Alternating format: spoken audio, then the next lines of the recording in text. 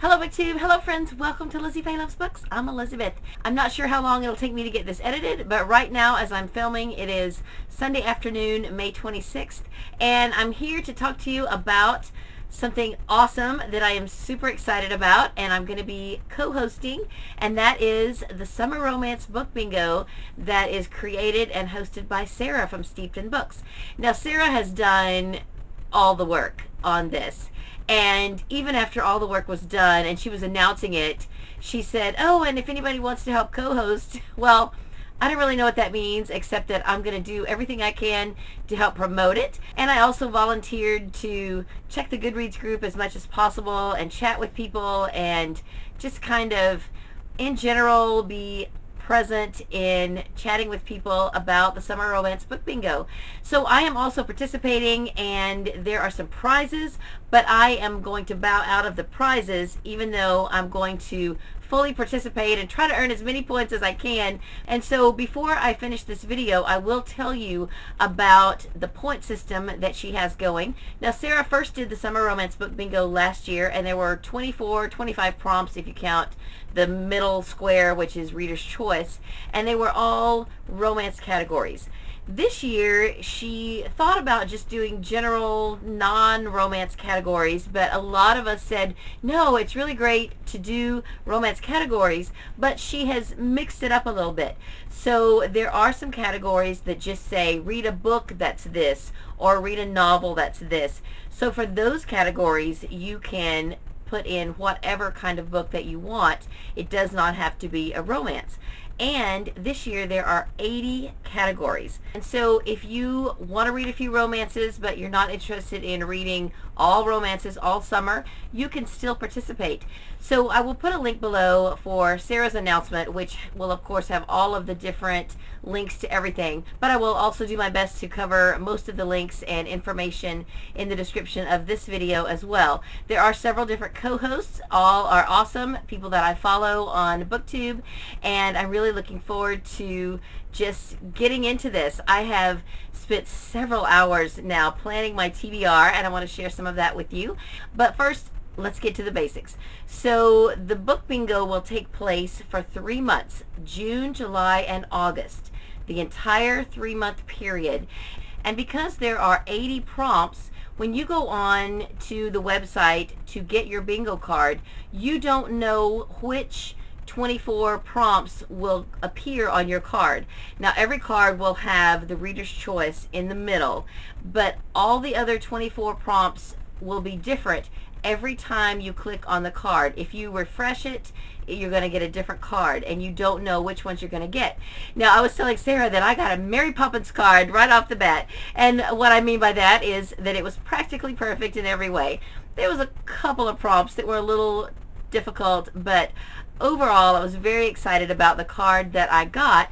And because the first card I pulled up was on my phone, I took a screenshot of it, and then I took that and I copied it by hand into my reading journal. So that allows me to be able to write under each prompt what I think I'll read for each one. But then what I ended up doing was taking the list of 80 prompts, which covers 2 pages, and I printed those out, and then I had to trim the pages down a little bit, and I glued them into my book. And I always have to make things harder than they are. So what I did was I looked at the prompts that I had on my card. I cross-referenced the prompts that I got on my card, and I found them on the list. So in the corner of my bingo card, I have the number, so I know which prompt numbers that I have on my card, which helps me because I am planning to try to do more than one card, and I don't want to do each prompt more than once. So by marking on the list all of the numbers that I have on my card, then I'll know what numbers I have left over. So I have 2 different options for how I want to build my second card. Either I'm going to take all the leftover prompts that were not on my original card and put those in a TBR jar and draw them out one at a time and build my second card, or I'm going to take all of the books that I have written down as potential books for the Summer Romance Book Bingo on my Goodreads page and take out the ones that I've already set aside for my first bingo card and put the names of all of the other books in a jar and then draw those out. Then when I draw each one out, I'll have to figure out which prompt that goes to.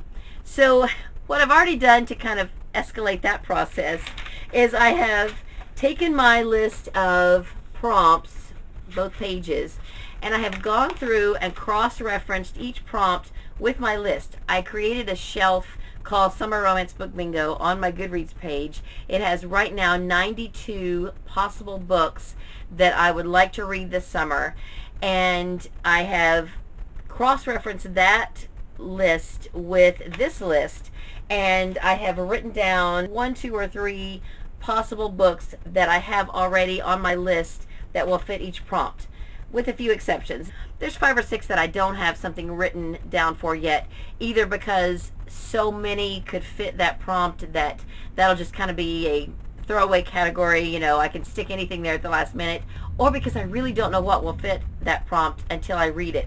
Like some of the ones near the end, read a book featuring a single mother, or a book featuring a single father, or a book about a workplace romance. I'm not really going to know for sure until I read a book and go, oh, here, this has a single father, or this is a workplace romance, and then I'll plug it in to that. So I don't know. For the most part, I've got most of it figured out, but there's a few exceptions to that. So I'm super excited about this. I know I go a little crazy, and I'm not trying to impugn this on you. All you really need to do to participate is pull up a bingo card and try to get one line, and then you'll get a point. Oh, so let me tell you about the points. Now, I messaged Sarah yesterday because I wanted to make sure that I was clear on every way that you could get points. So she sent me the list, and I want to tell you all the different ways that you can get points for the bingo. And there are going to be prizes. There is, I believe, a book depository prize, and then there's a tangible prize of a bag that's going to say my weekend is booked, and I forget what the other one is. I know there's 3 different prizes. She wants you to go on her Goodreads group, which is the Create Your Own Readathon group, and report in when you have done something to earn a point or points. So per line, you get 1 point on a bingo card. You can do more than 1 bingo card, and you can get a maximum of 5 points per bingo card. And I believe the rule is she doesn't want you to use one book multiple times on the same card, but you could use it on another card if you wanted to, I think. So it's all on the honor system, so just report in when you finish a line and she will accept that. So if you fill a bingo card, if you get a blackout, you get an extra 2 points just for filling your card.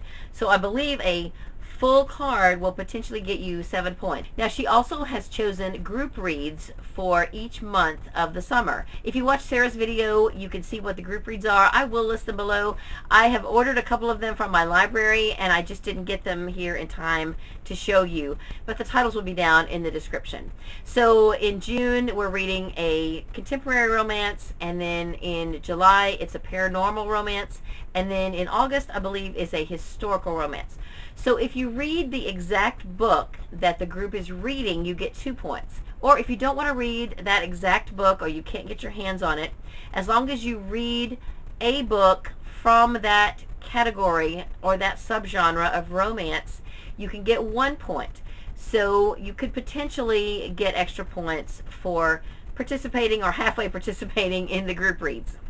And if you participate in the Create Your Own Readathon and report in to the threads regarding the Create Your Own Readathon each month, then I believe you can get 1 point for each month that you participate in the Create Your Own Readathon. So let's say you just participate in June, then you get a point for that. But if you participate in June, July, and August, you could potentially get 3 points for participating in the Create Your Own Readathon this summer.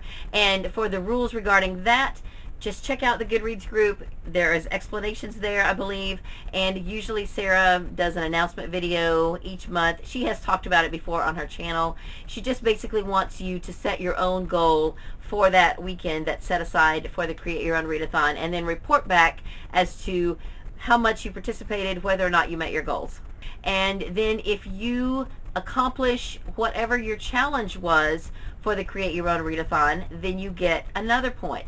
So potentially for participating and accomplishing the Create Your Own Readathon, if you do that all 3 months, you could get an extra 6 points for doing that. So that's pretty cool. If you have any questions, just put them in the comments below, and if I can't answer your questions, I will confer with Sarah and make sure that I give you the right answer, or you can go straight to Sarah and ask her whatever questions that you have, and she will be happy to answer you. So anyway, let me tell you just a little bit about what I have planned for the summer. I took my 20 by 20 goals, which consist of quite a few series that I'm reading and a few standalones, and I incorporated as many of those as I could into the bingo. Not everything, but especially the romance, the women's fiction, things like that that I felt really matched the categories more. I am going to be reading some middle grade books though, because I have another goal this summer to read all of the Sunshine State books that were announced at the end of April. I want to have all of those read by the time the school year starts. So I am in the middle of those right now. There's a total of 15. So I am trying to read 5 of them this month in May, and then I'll try to read 5 in June and 5 in July. But then I still have the month of August in case I can't get that all done. So I am plugging as many of those books into the categories as I can. For instance, one of the books is bright yellow, and one of my prompts is to read a book with a yellow cover. So that's perfect, and it's not a romance at all, but it's still a book with a yellow cover, and so it fits. So those are my main goals. Then I also have my review books, and I am plugging those in to the challenges. So I'm going to tell you the prompts I have on my card, and I might mention a few of the books that I'm reading, but if you want to see a complete list of what I'm planning to read for my first bingo card, please check out Sarah's Goodreads group. There is a thread that says what's on my card, and I have posted it there along with pictures of the book covers. So my prompts are an author who writes under a pseudonym, a romance with a musician, read a book before you were born, read a book with a one-word title, read a book that has S-U-N spelled out somewhere in the title, read the next in a series, so that could be anything, and read a book with more than 10,000 reviews. That's harder to find, and I don't know if she meant reviews or ratings, but I am going for reviews. So I'm going to be reading the Lilac Girls, and that is a book club pick for next month for the book club at my library, so it works out perfect. I think there's around 13,000 reviews of it, and that is reviews, not just ratings. So that is what I'm counting for that challenge. Then read a romance set at the beach. And in my new book club that I go to that's not affiliated with our library, we decided that for July and August we are going to read The Beach House by Mary Alice Monroe. And we are not going to meet in July. And a few people had already read the first one, and maybe 1 or 2 people had read the second one, but it's a series of 5. So what we're doing for the summer is we're reading as many of that series as you can or want to, and it is set at the beach, and I hope to read at least 2 of those books. And then I got both of the prompts that says read a romance with a cowboy or read a cowboy romance. One of them is on line 2 and one of them is on line 4 of my card. So I'm going to finish a series, a trilogy that I started years ago by WICK. It is the Yellow Rose trilogy. I have not read book 3. It's called City Girl, and I'm quite certain that the City Girl is going to have a romance with a cowboy. And so that is going to be one of the books that I read for romance with a cowboy. Then I also have a prompt to read a contemporary romance, and then to read a romance with a one-word title. So I have book with a one-word title and romance with a one-word title. And for the book with one-word title, I'm going to read Maud by Melanie J. Fishbane. I've been wanting to read that ever since I learned about it, and I talked my library into purchasing a copy, so I've seen it sitting on the new bookshelf, and I'm ready to check it out. I'm super excited about getting to that. And then a romance with one-word title, I'm going to read from another series that I have been wanting to get to for a while by Lori Copeland. She wrote a series about mail order brides, and they all have one-word titles. I have read the first 2, and the third book is called Hope. So that is what I'm going to read for that prompt. Then read a book with a yellow cover. I already mentioned that one of the Sunshine State books has a yellow cover, and it's called Slider by Pete Heltman. And I have a prompt to read a category romance by Harlequin, Mills and Boone. And then I have a prompt to read a book that I bought for the cover. And I have a prompt to read a book that is blurbed by a favorite author. So more than likely here I'm going to read a Miss Read book, because all of the newer editions of the Miss Read books are blurbed by Jan Karen. And then the next one is to read a book by an author that shares your first or last name. So I'm going to cheat just a little bit on this one, because I have a book called, incidentally, The Perfect Elizabeth, and it is by Libby Schmace. And I'm going to assume that Libby is a nickname for Elizabeth. I'm not absolutely certain. I've done a few searches and I can't find anything that verifies that. But anyway, the book itself has my name in the title, so I think it'll be fine. And if I end up wanting to use that for something else, and if I have time, I might read something by Elizabeth Berg. I have a boatload of her books on my shelves. So I've got a couple of options. And then the next one is the other cowboy romance. I can't remember what I put down for the second one. So for a book set in 2 time periods, I'm going to be reading The House at Riverton by Kate Morton. And I'm thinking about doing that as a read-along on my Goodreads group. I'm definitely going to buddy read it with my friend Donna, who is a subscriber. Her channel name is Paradona Palimpsest. I think I'm saying that right. But if anyone else wants to join in, then let me know. And if I get enough response, then I will put some threads on my own Goodreads group, which is Lizzie Faye's Comfy Corner, and we will do that as a read-along. My next prompt is to read a book you borrowed. So whichever one of these books I end up getting from the library, then I will put that for that challenge. A lot of these books, though, are books from my own shelves. So I'm very proud of myself that I was able to plug in most of my own books into all these prompts. Then on my last line, I have 2019 RITA Finalist. It's funny because that's the prompt that I struggle with the most, is the RITA Finalist. But there is a book on the 2019 RITA Finalist list that I've already read, because it was Jodi Thomas's newest book from last year, and I read it last year and loved it. So now I'm planning to read her newest book this year, which is The Little Tea Shop on Main. But last year she wrote Mornings on Main, and so it's a finalist for this year, but I've already read it. Anyway, I've narrowed it down to a couple of others, so we'll just see what I end up reading. And then one of the prompts that it seems like several people are having a hard time with is to read a book with summer bugs on the cover. I couldn't find anything with butterflies on the cover, but I do have a book I've been wanting to read for a long time called Spindle's End by Robin McKinley, and it's got a little spider dangling on the cover. So I'm going to hope that spiders will count as summer bugs and use that for that challenge. And then read a book with a red cover. That is a surprisingly difficult prompt to do unless you want to read a Christmas book. At least on my own TBR, there are not a lot of red books except for Christmas books. So I may end up reading a Christmas book for that challenge. We shall see. And then the next prompt on my card is to read an Amish book. Well, I have already read quite a few Amish books this past month, but I can read one more. It'll be fine. And then the last prompt on my card is to read a book set in my country. So that'll be very easy to do. There is another prompt that is to read a book set in a country that's different from your own. And there are other similar type prompts with, you know, read a book with a main character that's of a different ethnicity or heritage or something like that. There is read an interracial romance. There's all kinds of diverse topics. But this just happens to be what's on my card. So I would love to know what's on your card. Be sure you go to the Goodreads group.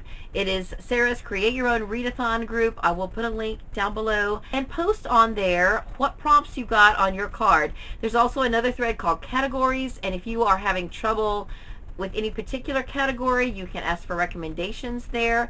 Or if you have what you think is the best book that everybody should read for a particular category, then you can post recommendations there too. There's also a thread for frequently asked questions, and then there is another thread where you report your points tally. If you did something to earn a point, then you report it there, and she will continue to add up the points as the summer continues. So that's all I have for this video. Let me know if you're planning to participate, and just keep in mind, you do not have to read romances all summer. There are lots of categories that do not specify that you need to read a romance.